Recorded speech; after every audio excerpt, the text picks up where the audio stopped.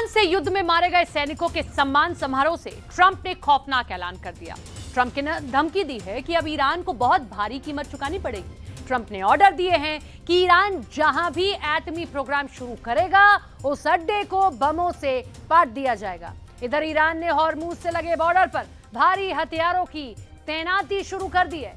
Iran आज रात खाड़ी देशों पर भयानक हमले के सिग्नल दे रहा है और इन सब के बीच में अमेरिका के बम वर्षकों के हमलों का सायरन बज गया है।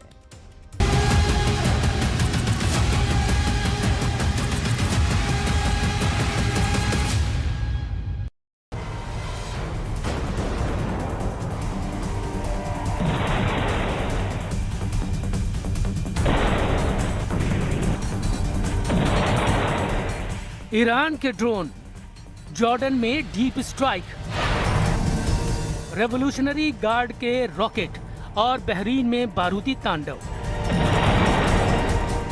मुश्तबा के लड़ाकों का कुवैत में कहर।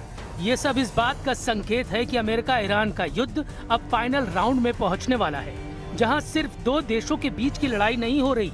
अब ये रेंज बनाम रेंज, ड्रोन बनाम एयर डिफेंस और मिसाइल बनाम बम वर्षकों की टक्कर है।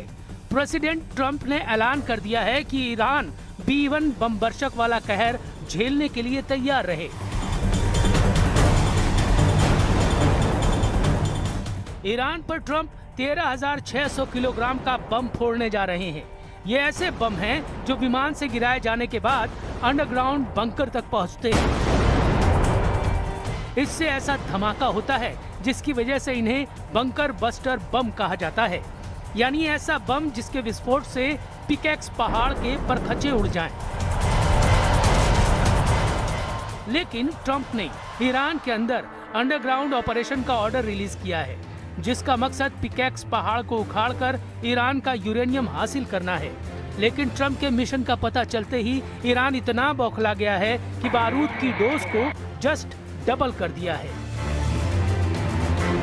ईरान फुल फॉर्म में हमले कर रहा है, बिना रहम किए ट्रंप से हिसाब ले रहा है।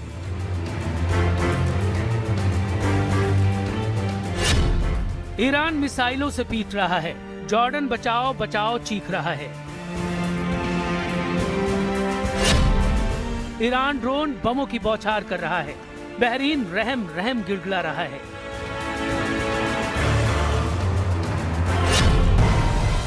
ईरान रॉकेटों से तबाही मचा रहा है। कुवैत ट्रंप से सीज फायर की अपील कर रहा है।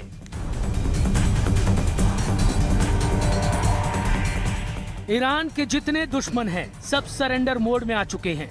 इजराइल तक युद्ध से साइड लेकर एक किनारे खड़ा है। लड़ाई अब सीधे अमेरिका ईरान में चल रही है। जबरदस्त टक्कर हो रही है। अमेरिका रात भर बमबारी करता है। सुबह की पहली रोशनी से ईरान जवाब देना शुरू करता है। ईरान जब जवाबी हमला करता है तो सिर्फ अमेरिका की हालत खराब नहीं होती। ट्रंप से दोस्ती रखने वाले तमाम देश ईरान का ताप झेलते हैं। ईरान पर अमेरिका के जितने बम गिरे हैं, ऐसे हर धमाके ने अब खाड़ी देशों के मिसाइल डिफेंस सिस्टम का पुर्जा ढीला कर दिया है। ओमान से कुवैत तक, बहरीन से सऊदी अरब तक हर मिसाइल हमले ने ट्रंप को ईरान पर नया प्लान बनाने पर मजबूर कर दिया है। यही वजह है कि ट्रंप ने ईरान को घेरने के लिए अब अपने सबसे विनाशकारी हथियार को उड़ाना शुरू कर दिया है। ब्रिटेन के RAF फेयरफोर्ड एयरबेस से अमेरिकी B-1 स्ट्रेटेजिक बॉम्बर उड़ान भरते देखे गए हैं। ट्रंप के ईरान के पिकैक्स माउंटेन को निशाना बनाने की धमकी के बाद ब्रिटेन के RAF फेयरफोर्ड एयरबेस पर हलचल तेज हो चुकी है और अमेरिकी B-1 स्ट्रेटेजिक बॉम्बर के उड़ान भरने की तस्वीरें वायरल होनी शुरू हो गई हैं। CNN की रिपोर्ट के मुताबिक अमेरिका यूरोप में तैनात अपने F-16 और F-35 लड़ाकू विमानों को भी पश्चिम एशिया में भेजने का प्लान बना चुका है। इसके साथ ही एयर टू एयर रिफ्यूलिंग विमान भी ईरान के आसपास भेजे जा सकते हैं।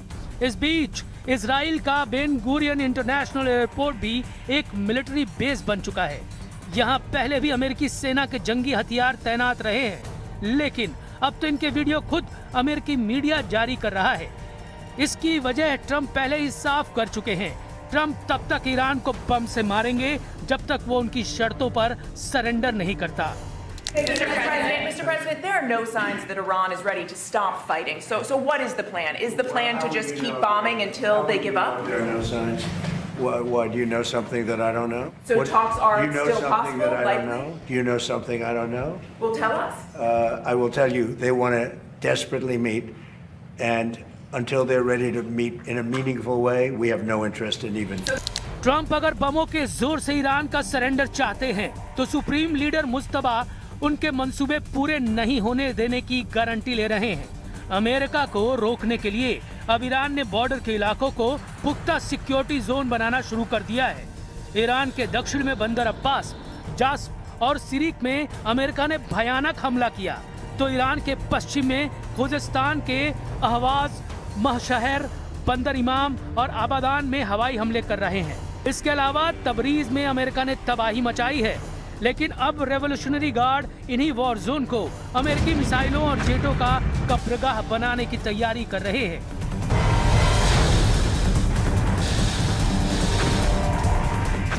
वैसे भी ट्रंप अब ईरान में अपना एक भी मिशन कंप्लीट नहीं कर पाए, इसलिए ईरान उनके ऑपरेशन पिकैक्स की हवा खराब करने का पक्का बंदोबस्त कर रहा है।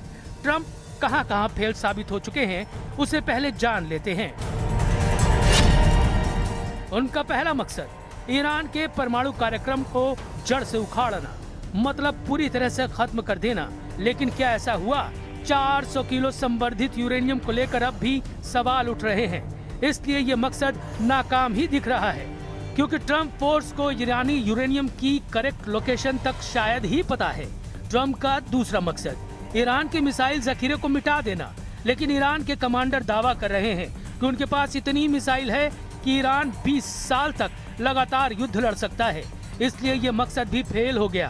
ट्रंप का तीसरा मकसद ईरान में बगावत करवा के तख्ता पलट करना था, लेकिन मुस्तफा खamenei ने ईरान के सर्वोच्च नेता का पद बखूबी संभाल लिया है और ईरान की मिलिट्री लीडरशिप भी कायम है, यानी ट्रंप के तीनों मकसद नाकाम साबित हुए हैं।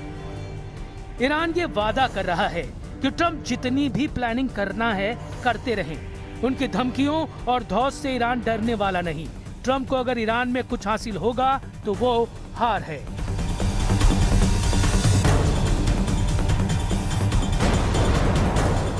نهادهای مطرح شده از طرف میانجی‌ها به ما اعلام شده، ما این رو دریافت کردیم، اما الان در مورد جزئیاتش من اجازه بدید که دیگه ورود نکنم، ولی اصل موضوع که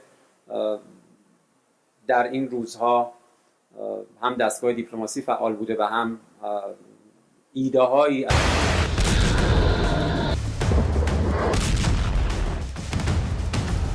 ईरान की air power super active mode में है। ईरान के मिसाइल साइट पर लगातार काम चल रहा है, मतलब मुस्तफा के लड़ाकों के पास हथियारों की कोई कमी नहीं। वहीं ट्रंप का वॉर बजट इतना बढ़ चुका है कि उनकी हालत खराब है। अमेरिकी रक्षा मंत्री पीट हेगसेथ ने कहा कि ईरान में अमेरिका के युद्ध का खर्च अब तक 37.5 अरब डॉलर पहुंच चुका है। ट्रंप युद्ध के लिए तुरंत फंड की भी मांग कर रहे हैं, लेकिन अमेरिकी सांसदों ने इसका विरोध किया है। ट्रंप ने जून 2025 में कांग्रेस से करीब 87.6 अरब डॉलर फंड रिलीज करने की डिमांड रखी है। मतलब 37.5 अरब डॉलर फूंक चुके ट्रंप ईरान युद्ध में अभी दोगुना खजाना लुटाने का रिस्क लेने जा रहे हैं।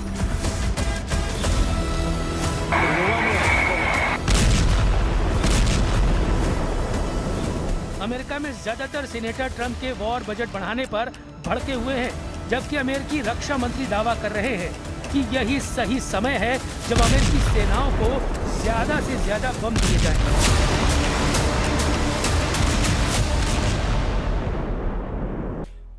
Not unlimited bombs, Senator. I'm asking for the right bombs at the right time to ensure we can deter our adversaries into the future. And that's why this is a generational investment. And it was the previous administration that didn't fund this department. मुमकिन है operation pickaxe के लिए Trump कोई कसर नहीं छोड़ना चाहते, क्योंकि पहाड़ी बैटल ग्राउंड पर ईरान से टकराना सबसे जोखिम भरा युद्ध होगा। इसलिए ट्रंप यूरेनियम हासिल करने के लिए बम वर्षकों से बारूदी बवंडर लाने की रणनीति बना रहे हैं। अमेरिका ने जिस बम वर्षक का ट्रेलर रिलीज किया है उसकी डिटेल जान लीजिए।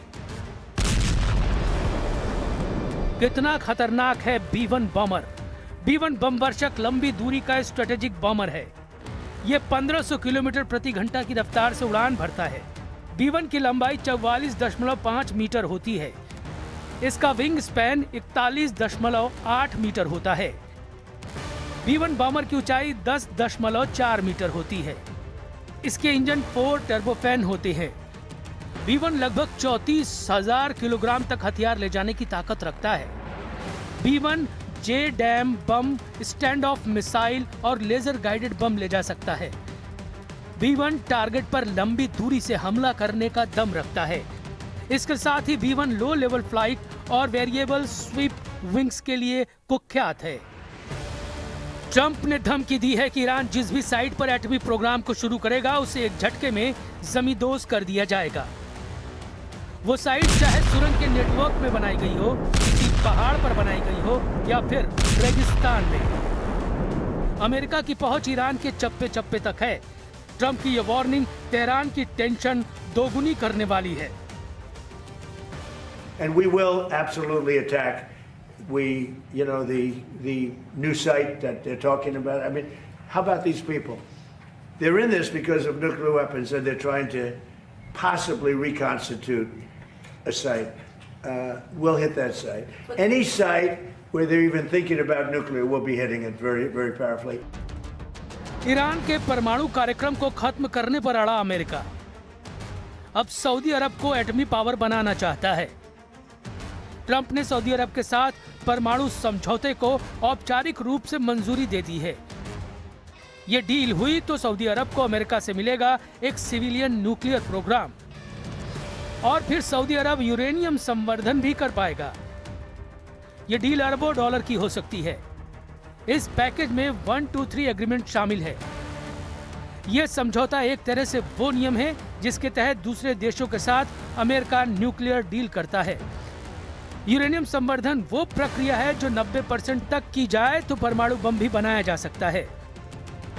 123 एग्रीमेंट अमेरिकी एटॉमिक एनर्जी एक्ट 1954 की धारा 123 के तहत होने वाला परमाणु सहयोग समझौता है।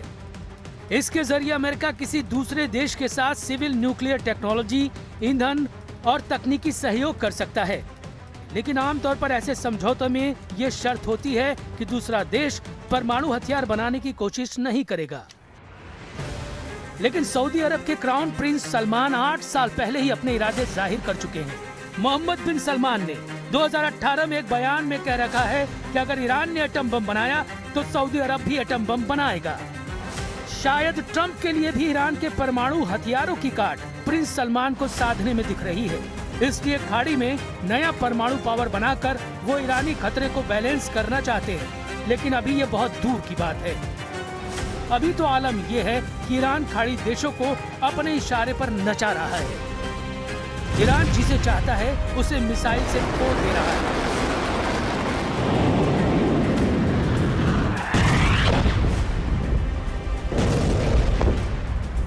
सऊदी अरब एटमी पावर बनने का पहला कदम उठाता भी है तो ईरान उसे बख्शने वाला नहीं। दोनों मुल्कों की पुश्तैनी दुश्मनी का ये राउंड सबसे खौफनाक होगा, क्योंकि ईरान के पास युद्ध में एक तरफा बढ़त है तो सऊदी अरब के पास ट्रंप का फुल बैकअप, यानी अरब वर्ल्ड का युद्ध भी जबरदस्त और विनाशकारी साबित हो सकता है।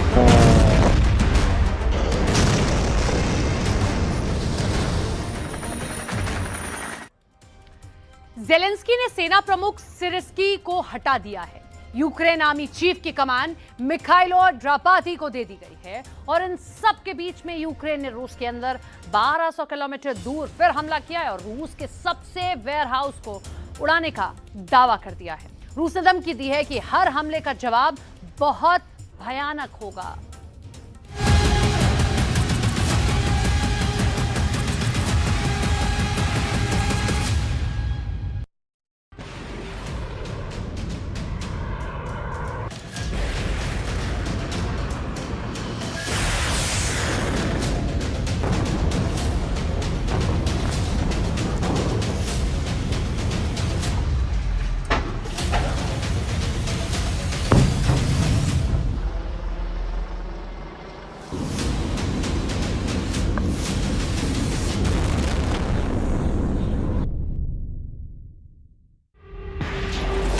कीव से 12,000 किलोमीटर दूर हमला कर यूक्रेन ने फिर रूस को दहला दिया। रूस के दक्षिणी शहर कास्ट्रोदार और नेवित्रोमिस्क में उस वक्त अफरा तफरी मच गई जब ड्रोन हमलों ने रूस की सबसे बड़ी e commerce company wild berries के सबसे बड़े वेयर हाउस पर निशाना लगाया। इस हमले के बाद जो तस्वीरें आई उनमें सिर्फ आग और धुएं नजर आए। लेकिन क्या ये यूक्रेन की जंग का सिर्फ ट्रेलर भर है? जंग के 5वें साल ज़ेलेंस्की ने मिलिट्री लीडरशिप में सबसे बड़ा सैन्य फेरबदल किया है। उन्होंने 60 साल के आर्मी चीफ ओलेक्सांद्र सिरस्की को हटाकर सेना की कमान 43 साल के मेजर जनरल मिखाइलो ड्रोपोली को सौंप दी है। सवाल है कि ये सिर्फ चेहरा बदला है या रणनीति भी बदलेगी।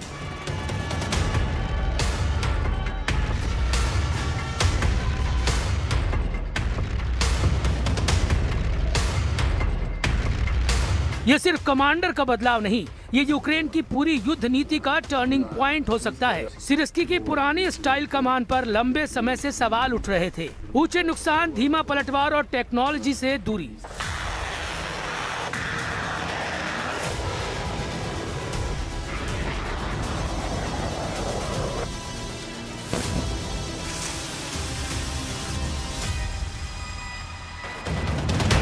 अब नई कमान मिखाइलो ड्रोपोली के हाथ में है, जो ड्रोन और लंबी दूरी के हमलों के मास्टर माने जाते हैं। इस जंग में फ्रंट लाइन पर स्थिति बिल्कुल साफ है। रूस धीरे धीरे आगे बढ़ रहा है, लेकिन अभी तक उसे बड़ी कामयाबी नहीं मिली। यूक्रेन जवाब में मॉस्को तक ड्रोन भेज रहा है, रूस के वेयर हाउस को जला रहा है, तेल डिपो में आग लगा रहा है, क्रीमिया की सप्लाई लाइन पर लगातार हमले हो रहे हैं। सवाल ये है कि नई कमान इन हमलों को और तेज करेगी या यूक्रेन की स्ट्रेटेजी सिर्फ डिफेंस तक ही रहेगी। Якщо ми до цього завжди готові в рамках всеохоплюючої оборони, якщо ми дамо надійну, гарну бойову відсіч, можливо, це буде крах воєнно-політичного керівництва Російської Федерації. सवाल है मिलिट्री कमांड में बदलाव से ज़ेलेंस्की का जंग कैसे बदलेगा? क्या यूक्रेन अब और आक्रामक युद्ध लड़ेगा? क्या कीव की सेना लंबी दूरी के हमले और तेज करेगी?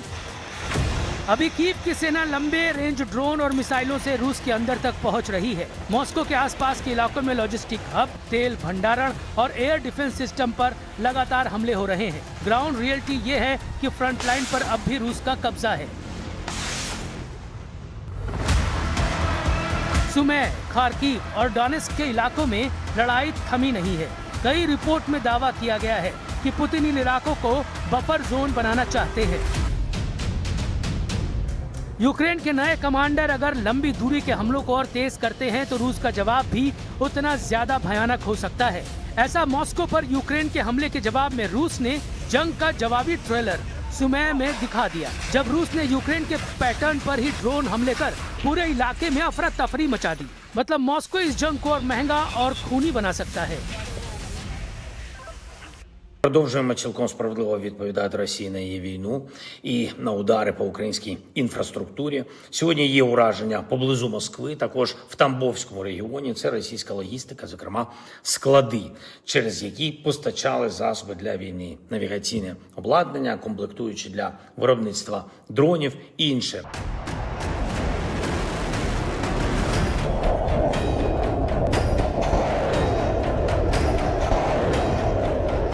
यूक्रेन की तरफ से बड़े पैमाने पर ग्राउंड ऑपरेशंस की फिलहाल कोई तैयारी नहीं दिख रही। कीव की स्ट्रेटेजी ये है कि लंबे रेंज हमले से रूस की सप्लाई तोड़ी जाए ताकि कब्जा किए इलाके अपने आप कमजोर हो जाए। लेकिन सवाल ये है कि क्या ये रणनीति काम करेगी या फिर लंबे युद्ध की थकान में ज़ेलेंस्की को किसी समझौते के लिए तैयार होना पड़ेगा। नई कमान के पास जवाब ढूंढने का समय बहुत कम है।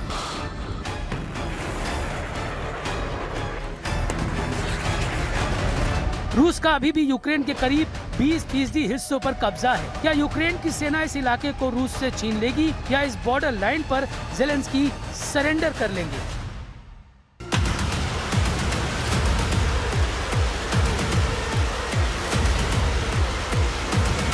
ये सवाल सीधे जंग के भविष्य से जुड़ा है। रूस आज भी यूक्रेन के लगभग 20% इलाके पर काबिज है। पूर्वी और दक्षिणी फ्रंट पर रूसी सेना धीरे धीरे आगे बढ़ रही है, लेकिन कीमत बहुत भारी चुकानी पड़ रही है। जेलेंस्की की सेना अभी लॉन्ग रेंज ड्रोन और मिसाइल हमले कर रही है। उसके निशाने पर मॉस्को के एनर्जी इंफ्रास्ट्रक्चर है। मॉस्को में वेयर हाउस, तेल डिपो को निशाना बनाया जा रहा है। क्रीमिया में रूस की सप्लाई लाइन एयर डिफेंस को टारगेट कर रही है।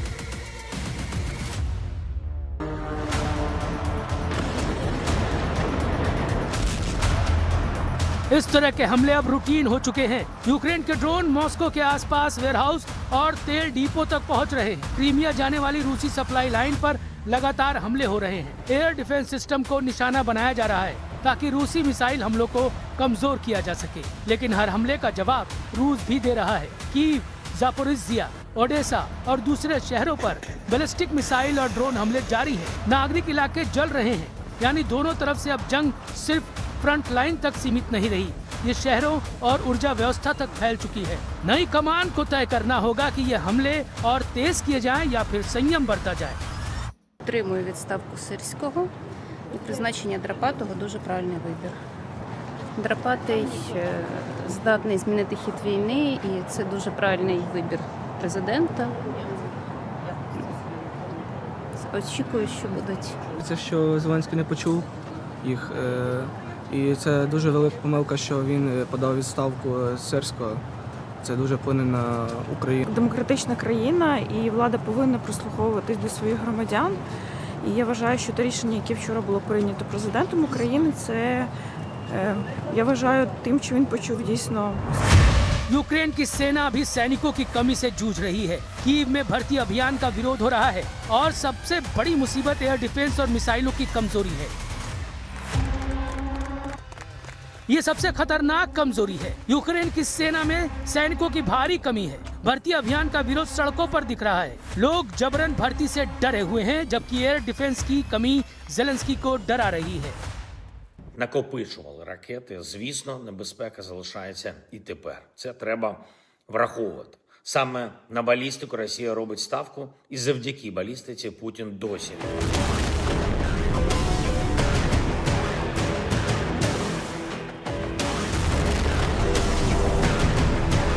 नतीजा ये हो रहा है कि रूस की मिसाइल और ड्रोन हमले शहरों तक पहुंच जा रहे हैं। कीव में इमारतें तबाह हो रही हैं, पावर प्लांट निशाना बनाए जा रहे हैं। नई कमान के सामने सबसे बड़ी चुनौती यही है, कम सैनिकों और सीमित एयर डिफेंस के साथ कैसे लड़ाई लड़ी जाए। अगर ये समस्या हल नहीं हुई तो लंबे रेंज के हमले भी लंबे समय तक चल नहीं पाएंगे, जिसका नुकसान यूक्रेन के शहरों को उठाना पड़ रहा है। मॉस्को की मिसाइल कीव को बर्बाद कर रही है। ड्रोन हमले यूक्रेन के शहरों को जला रहे हैं। लंबे युद्ध की वजह से न सिर्फ सेना दबाव में है, बल्कि अर्थव्यवस्था पर भी बोझ गहरा हो गया है। इस बीच पुतिन अपने सहयोगियों को यूक्रेन युद्ध में मदद के लिए धन्यवाद दे रहे हैं।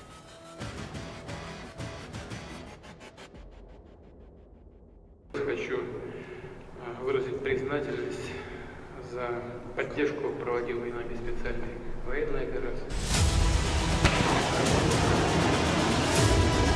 रूस के लगातार हमलों से यूक्रेन का नुकसान रोजाना बढ़ रहा है। रूस की बैलिस्टिक मिसाइलें और ड्रोन यूक्रेन के शहरों को निशाना बना रहे हैं। नागरिक इलाकों में तबाही हो रही है। ऊर्जा संकट गहरा रहा है। अर्थव्यवस्था दबाव में है। ऐसे में यूक्रेन को मदद की जरूरत सबसे ज्यादा है और इसी जरूरत को पूरा करने का वादा पश्चिमी देशों ने किया है। सवाल यह है कि ये मदद कितनी जल्दी और कितनी प्रभावी तरीके से पहुंचेगी, क्योंकि जिस तरह से रूस हमला कर रहा है, यूक्रेन के हमलों का जवाब दे रहा है, वो यूक्रेन के पक्ष में नहीं है। 8 जुलाई 2026 को अंकारा में हुए नाटो समिट में जेलेंस्की से बहुत बड़ा वादा किया गया। करीब 80 अरब डॉलर की सैन्य मदद मिलेगी। यूरोपियन यूनियन 2026-27 के लिए 105 अरब डॉलर कर्ज देगा। ये मदद कागजों पर बहुत बड़ी है, लेकिन असल सवाल यह है कि यह हथियार कब और कितनी मात्रा में पहुंचेगा, क्योंकि जंग का गणित अब हथियारों की डिलीवरी पर टिका हुआ है। एयर डिफेंस की कमी सबसे बड़ी समस्या है। अगर ये सिस्टम समय पर नहीं पहुंचे तो शहरों पर रूसी हमले जारी रहेंगे।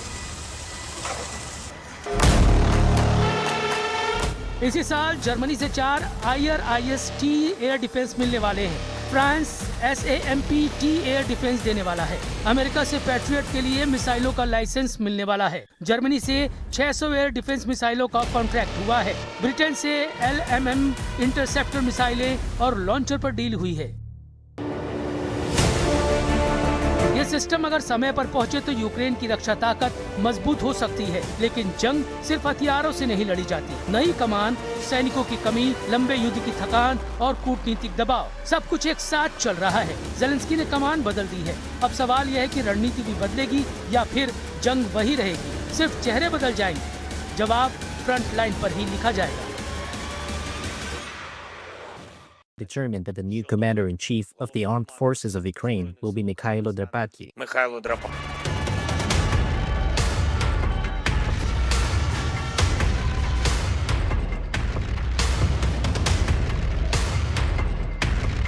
यानी ज़ेलेंस्की ने साफ कर दिया है कि अब यूक्रेन की जंग नई कमान के भरोसे लड़ी जाएगी। लेकिन सिरस्की की पुरानी स्टाइल कमान पर लंबे समय से सवाल उठ रहे थे। शब मिखाइलो ड्रापाती की है, जिन्हें एक साथ कई मोर्चों पर लड़ना होगा।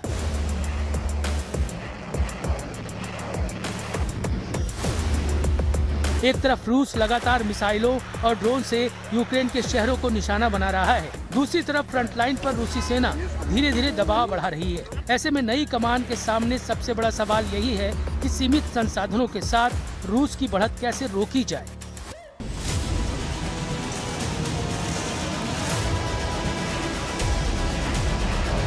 क्या मिखाइलो रूस के अंदर लॉन्ग रेंज स्ट्राइक और तेज करेंगे? क्या यूक्रेन फिर किसी बड़े काउंटर अटैक की तैयारी करेगा? क्या पश्चिमी हथियार रूस यूक्रेन का जंग का रुख बदल पाएंगे या फिर यूक्रेन को आखिरकार बातचीत की मेज पर लौटना पड़ेगा?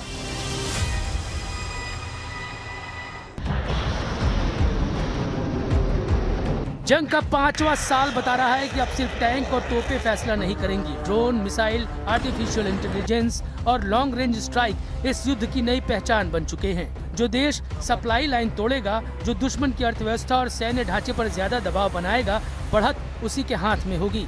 लेकिन एक सच ये भी है कि हर हमले की कीमत आम नागरिक चुका रहे हैं। दोनों देशों के शहर निशाने पर हैं, बिजली घर जल रहे हैं, हजारों परिवार उजड़ चुके हैं और युद्ध हर गुजरते दिन के साथ और महंगा होता जा रहा है। नई कमान, नई रणनीति या फिर वही पुराना युद्ध? ज़ेलेंस्की ने चेहरा बदल दिया है। अब दुनिया की नजर इस बात पर होगी कि क्या नई कमान जंग का समीकरण बदल पाएगी या फिर यूक्रेन रूस युद्ध अपने 6ठे साल की ओर उसी खून खराबे के साथ बढ़ता रहेगा। फिलहाल इसका जवाब किसी प्रेस कॉन्फ्रेंस में नहीं, बल्कि डॉनबास, सुमे, खार्किव और मॉस्को के आसमान में उड़ते ड्रोन तय करेंगे।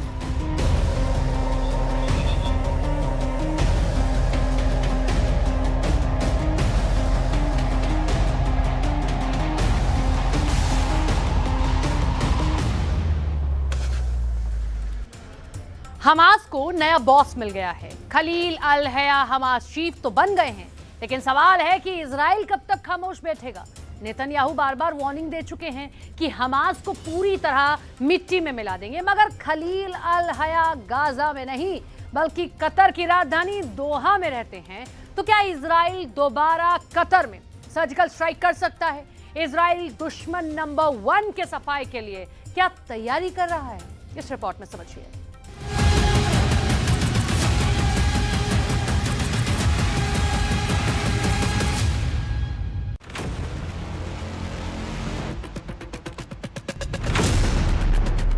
हमास ने चुना नया आका।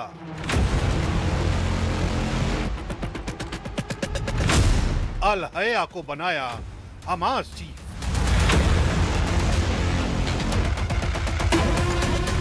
क्या बदलेंगे इजराइल के हालात?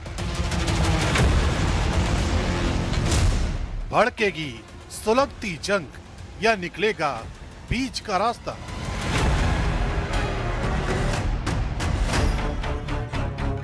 हमास को नया नेता मिल गया है। हमास ने अपने वरिष्ठ नेता खलील अल हया को नया चीफ चुना है। 16 अक्टूबर 2024 को इजरायली सेना के साथ मुठभेड़ में पूर्व प्रमुख याहिया सिनवार की मौत के बाद से ये पद खाली था। करीब 2 साल बाद हमास ने नए चीफ के तौर पर अल हया को चुना है। 1987 में हमास की स्थापना के वक्त ही खलील उसमें शामिल हो गया था। खलील अल हया हमास का राजनीतिक ब्यूरो का प्रमुख रहा है। उसे इजराइल के साथ चल रहे युद्ध के प्रमुख चेहरे के तौर पर देखा जाता रहा है। खलील पूर्व प्रमुख सिनवार के सबसे करीबी लोगों में से एक था। हमास के आंतरिक गुप्त चुनाव में उन्होंने पूर्व राजनीतिक नेता खालिद मशाल को हराकर ये पद हासिल किया है। खलील पिछले 2 साल से मिस्र और कतर में चल रही इजराइल के साथ वार्ता में मुख्य वार्ताकार भी रहे, लेकिन खलील को संगठन से ज्यादा कट्टर मानसिकता वाला माना जाता रहा है और इसकी वजह है खलील का एक बयान और एक प्लान। वो प्लान था 7 अक्टूबर 2023 को हमास का ऑपरेशन अल अक्सा स्टॉर्म, जिसमें हमास ने इजराइल में घुसकर 1200 लोगों को मार दिया था और 250 लोगों को बंधक बनाकर गाजा पट्टी वाले इलाके में ले गए थे। उस ऑपरेशन को लीड करने वालों में खलील का नाम भी सामने आया था। खलील ने उस काम को महान कार्य बताया था। अल हया खलील ने न्यूयॉर्क टाइम्स को दिए गए इंटरव्यू में कहा था कि यह हमला इजराइल के साथ युद्ध का पूरी समीकरण बदलने के लिए किया गया था। उनका मकसद इजराइल को मजबूर करके बातचीत की टेबल पर लाना था। हालांकि जानकार बताते हैं कि बातचीत की कोशिश तो पहले भी होती रही है, लेकिन ताकतवर इजराइल पर अपनी शर्तें थोप पाने की सूरत में हमास कभी नहीं रहा। हत्या और बंधकों को ले जाकर खलील और हमास के दूसरे लीडरों की कोशिश इजराइल को घुटनों पर लाकर अपनी शर्तों को मनवाना था। वो अलग बात है कि उसके बाद इजराइल ने हमास और उसके प्रमुख नेताओं को चुन चुन कर निशाना बनाना शुरू कर दिया।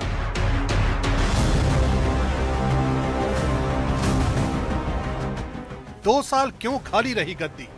2 जनवरी 2024 को हमास के डिप्टी चीफ सालेह अल अरौरी को इजराइल ने मौत के घाट उतार दिया।